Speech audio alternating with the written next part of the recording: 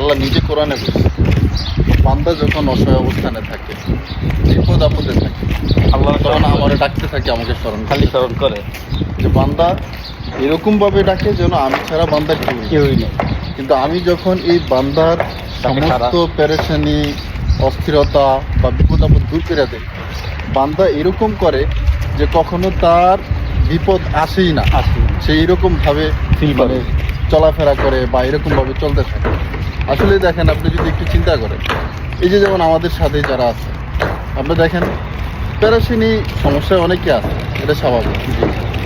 যখন একটু সমস্যায় পড়ে, পেরেশানিতে পড়ে, আল্লাহ স্মরণ করে, মানে কি মিলে যে আল্লাহরে ডাকতে থাকে, আল্লাহর ইবাদত করতে থাকে, এটা আমরা তো নিজের চোখে দেখাই।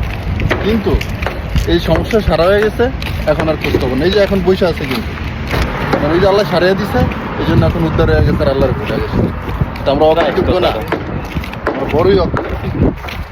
আল্লাহ নিজে কইছে যে আমার এই সুখের সময় স্মরণ করবে, আমি দুঃখের সময় তার কাছে থাকবো, তার দুঃখে আমি তার সাহায্য করবো, এটা নিজে কইছে।